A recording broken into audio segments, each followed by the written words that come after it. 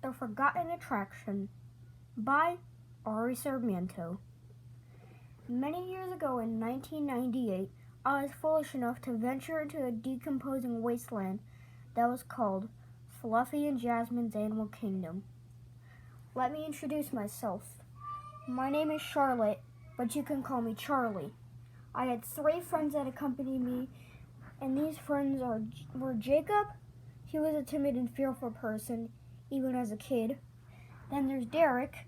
He's a stereotypical high school jock. Sports jacket, super overconfident, and was really obnoxious. And then there was Jessica, a somewhat stereotypical high school girl. She liked fashion like every high school girl, but she also liked martial arts. We were all at a diner because we were having a graduation party, and that day was our final day in high school. Derek proposed the idea that we should explore an abandoned restaurant that we all used to like. He also proposed to Jessica right there in the diner. Jessica said yes, as expected, and we all celebrated the new couple. We had a few bites to celebrate, but after that we all thought about the question. Me and Jessica said yes, but Jacob was more reluctant to follow through. He eventually did agree with the promise of $20 if he didn't pee himself. We all got into our cars and drove to the restaurant. After we met up, we encountered an issue.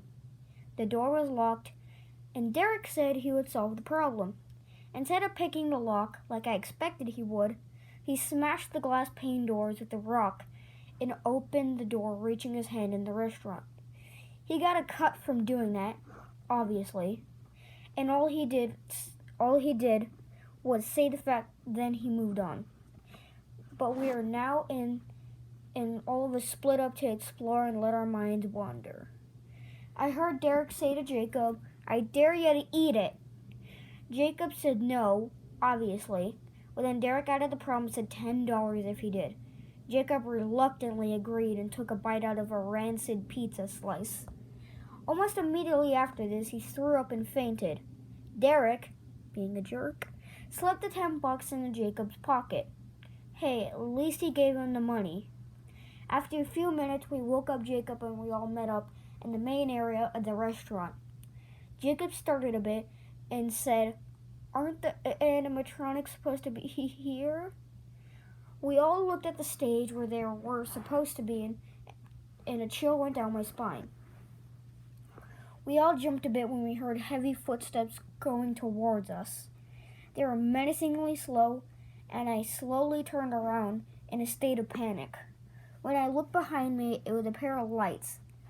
They looked like eyes, and with white eyes, blue irises, black pupils, and a twinkle in those eyes. I tried to tell the others, but nothing came out. It was only a small croak. I eventually just tapped Jessica's shoulder and she told them. We all ran in random directions because we were in distress. We all hid to get away from those eyes. Jacob tripped while running and then the lights charged at him. I looked away in fear, but when I opened them, Jacob was gone and the lights were gone. I wanted to cry, but something else came into the room I was in. It was a tiger animatronic, and its ears were moving, like it was looking for something. I noticed that its hand had an iron ring around it, and a magnet in the center of that ring. I was sitting there covering my mouth, whimpering quietly.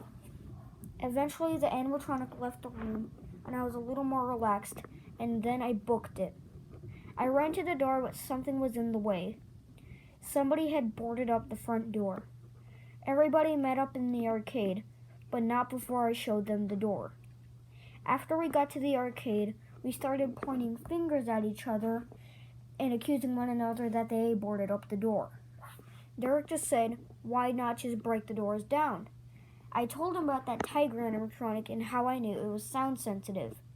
I knew almost all the animatronics' weaknesses because I was the daughter of the man who made those animatronics. There was one animatronic's weakness I couldn't know. Well, I didn't know. I knew its eyes were blue, but I didn't know its name or what animal it was. I saw it earlier in my life, but it had been so long since I saw what it was. We all grabbed something to protect ourselves from those beasts, and we were all superstitious. I didn't want to speak because of that tiger animatronic. I knew it was attracted to sound, so I had a good reason to be quiet. Derek stepped on a paper cup that was left on the floor after the abandonment. Me and Jessica ran to a hiding spot, but were still able to see Derek. Derek laughed and said, "Ha! Nothing is good!" Right as he was about to finish the word going, that tiger animatronic pounced him and was clawing at his face. Me and Jessica tried to get the tiger off of him, but it was helpless. It clawed at my hand and scratched it open. Ugh. Jessica ran away and I hid. After the tiger had left, I checked on Derek. Oh my God, I said to myself as I inspected his face, or more fittingly, what was left of it. I ran to a trash can and gagged over it, but I didn't throw up. I forgot to mention that I'm squeamish, but his face was all red. There were only thin strands of skin left. One of his eyes was gouged out by the tiger's claws, and his face was just a mess of blood, and he was mumbling weakly. His torso was wide open with entrails almost completely out of him, and if I looked at an angle, I could see his lung and hearts. I sadly made my way to Jessica and told her the brutality that Derek had faced. I could tell she wanted to cry, but she knew she couldn't.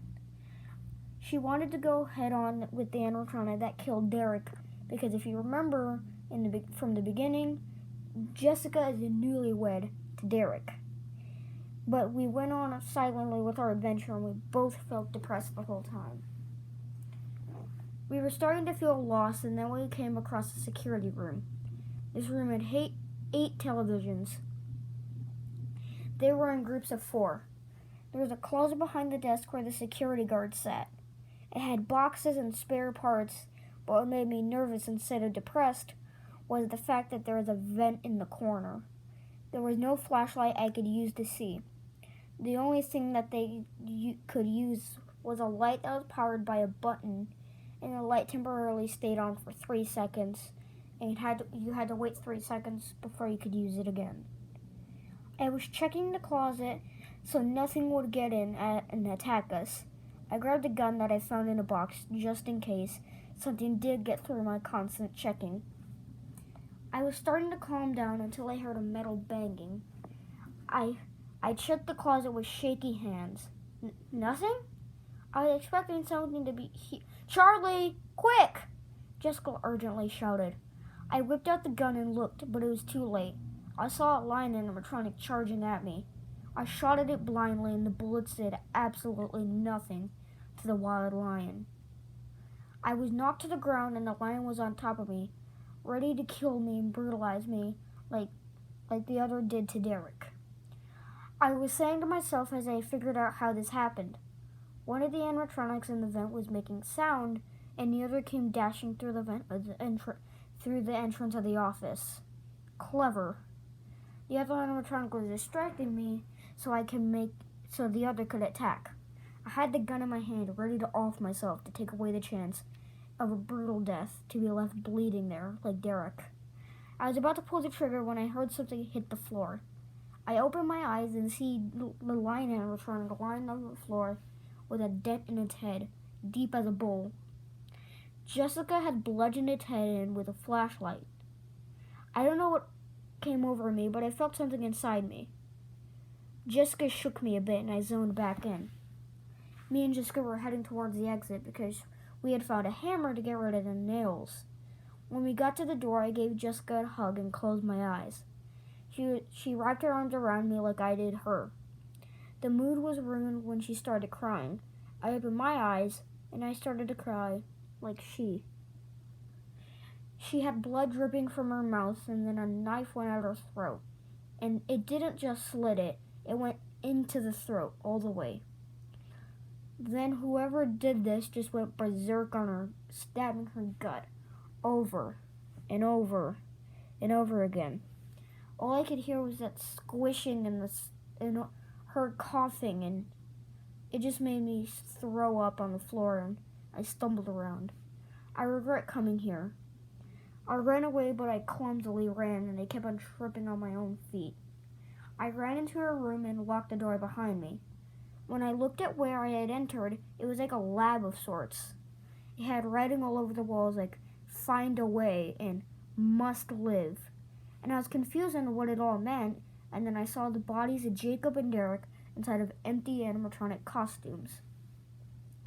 I could only see their eyes and mouths because they had an animatronic head on. When I realized the truth about the maniac that had killed Jessica, the foul creature came charging at me with an axe in its hand and grabbed me. I was about to die until I noticed two spring locks on its jaw. I turned them, and the person in the costume let go of me and was screaming in pain. I almost felt bad because he was practically being crushed alive in the suit. And nobody except for me to hear his screams of pain and his eventual death. The suit had blood coming from the joints, kind like the animatronics we saw earlier, and the person was twitching and screaming while he was sat down. And then I heard a wet, sickening crunch, and then he stopped moving. I got out of the restaurant, but not before putting gasoline all over the place. I got outside and lit a match, but something happened. I accidentally lit myself on fire and went up in flames. I ran into the restaurant to light that on fire, and it worked. I called an ambulance, and thankfully they saved me in time, but I heard things I didn't want to hear. One of the doctors said, "She's dead. There's nothing we can do to help her." Did I die? What's going on? I sprung up and then I fainted. When I came back, the ambulance had crashed and I had blood on my hands. I rushed to a crowd for help, and they all screamed and ran. What have I become? You're just like me. And then I heard a laugh. End of The Forgotten Attraction by Ari Sarmiento.